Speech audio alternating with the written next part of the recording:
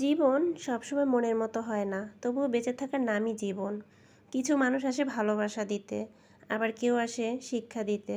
হারিয়ে যাওয়ার সময় কখনো ফিরে আসে না। তাই আজকেরটাকে সুন্দর করে বাঁচো।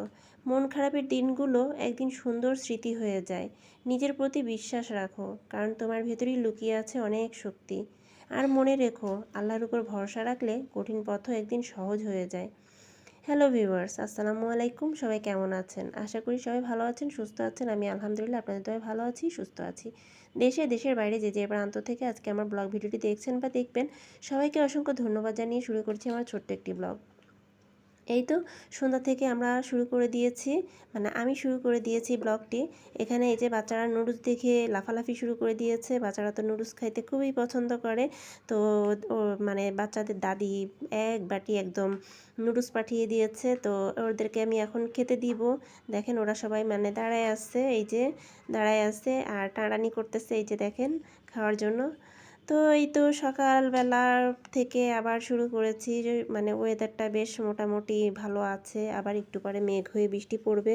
এই ভালো এই খারাপ এই নিয়ে তো চলতেছে ওয়েদারের অবস্থা।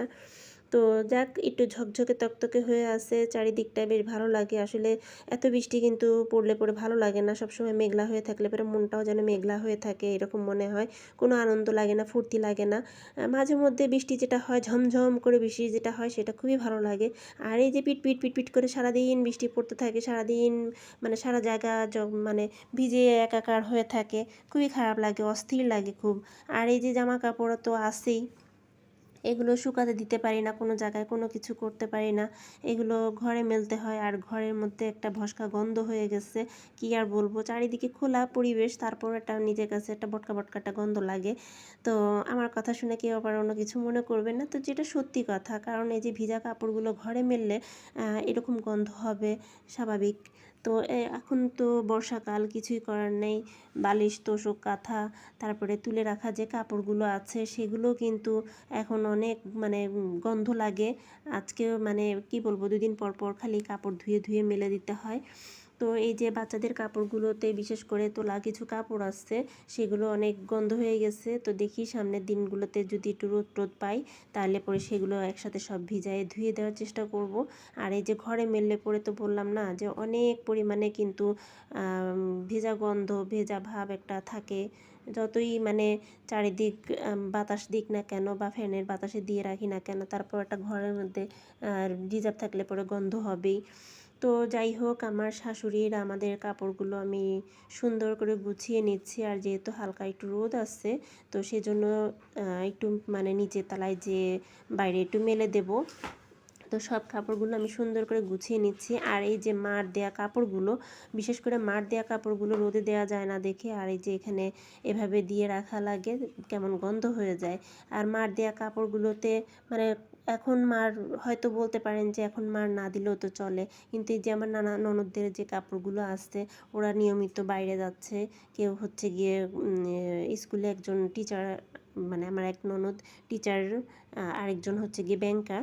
তো এদের সবসময় প্রতিদিনই হচ্ছে গিয়ে বাইরে যাওয়া আসা করতে হয়, তো সেই হিসেবে কাপড় চোপড়ে সেরকমভাবে রাখতে হয় আর কি। তো সেই জন্য ওদের কাপড়গুলোতে ভাতের মার দিতে হয়, বা এমনি আরারুটো ব্যবহার করা হয়, দিয়ে তারপরে আয়রন করে টোরে সুন্দর করে সাইজ মতন করে নিয়ে তারপরে বাইরে বেরোতে হয়। এমনি টেমনি তো যাওয়া যায় না বাড়িতে।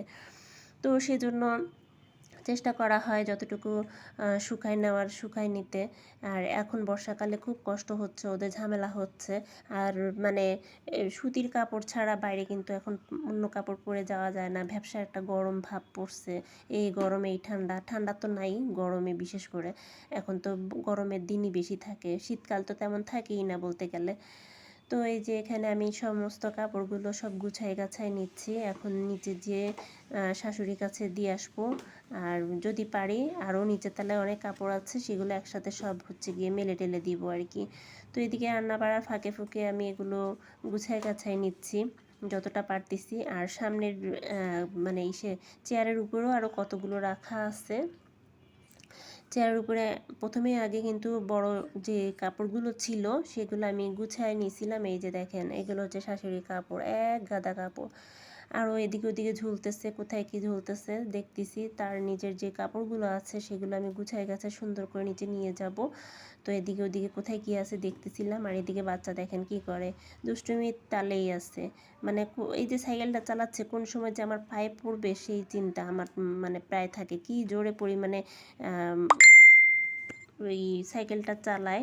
তো যাই হোক, ওর মতন ও খেলাধুলো করতেছে, আমি আমার মতন কাজ করতেছি। আর এই যে নিচে যাব করতেছিল, তো ভাবলাম যে কাপড় নিয়ে নিচে যেহেতু যাব, তো বাচ্চাকে সাথে করে একবারে নিচে নিয়ে যাব আর কি। আর উপরতলা তো খালি রেখে যাওয়া যায় না, তালা মেরে রাখতে হয়।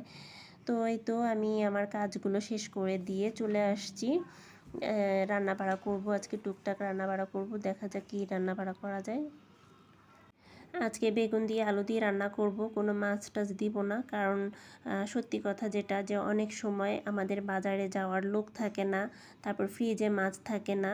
তো মানে অনেক সময় এরকম হয়ে যায়, তখন আর কি করা। তো মানে ঘরে যা থাকে তাই তো রান্না হবে, তাই না? তো আজকে হচ্ছে গিয়ে ঠিক সেরকম অবস্থা আমার হয়েছে। আজকে আমার ফ্রিজে একদমই মাছ নাই, তো মাছ ছাড়াই রান্না করতে হবে, বাচ্চারা খাবে, আমরা খাবো, খেয়ে তো বেঁচে থাকতে হবে, তাই না? তো এখানে আমি এমনি বেগুনের তরকারিটা রান্না করতেছি, মরিচের গুঁড়ি, হলুদের গুঁড়ি, ময় মশলা যা কিছু আছে সব কিছু আমি দিয়ে দিয়েছি। তো রান্নাটার পরেই তো আমি এখানে ভয়েসটা দিচ্ছি। তো বিশ্বাস করেন, সব সময় যে মাছ মাংস খেতে হবে এমন কোনো কথা নাই। মাঝে মধ্যে কিন্তু আমরা এভাবে নিরামিষ করেও কিন্তু খেতে পারি, নিরামিষ তরকারিটাও কিন্তু খেতে ভালোই লাগে।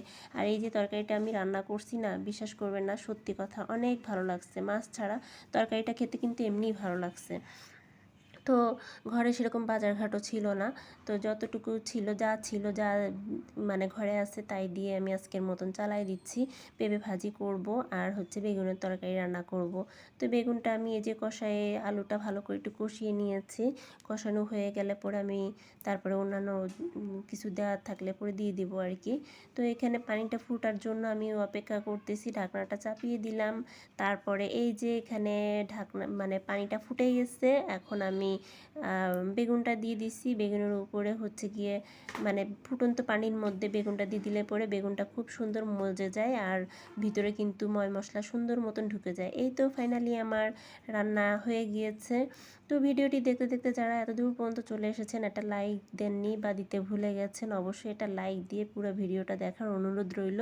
প্লিজ সবাই আমার এই ভিডিওগুলো একটু ফুল ওয়াচ করে দিবেন, আর সুন্দর একটা গঠনমূলক কমেন্ট রেখে দিয়ে যাবেন। আপনার কমেন্ট ধরে আমি আপনার বাসায় পৌঁছা যাব ইনশাল্লাহ। তো এই তো এখানে যে পেঁপে ভাজি ছিল, মানে পেঁপে কুচায় রাখছিলাম, পেঁপে ভাজি করে ফেলছি, পেঁপে ভাজি আর বেগুনের তরকারি। তো ভিডিওটি ভালো লাগলে পরে লাইক কমেন্ট শেয়ার করবেন, আমাকে আমার পাশে থাকবেন, আমাকে সাপোর্ট করবেন। আপনারা ছাড়া আমি একেবারেই অসহায়, আপনারা পাশে থেকে আমাকে একটু সাপোর্ট করেন প্লিজ। আল্লাহ হাফেজ, আসসালামু আলাইকুম।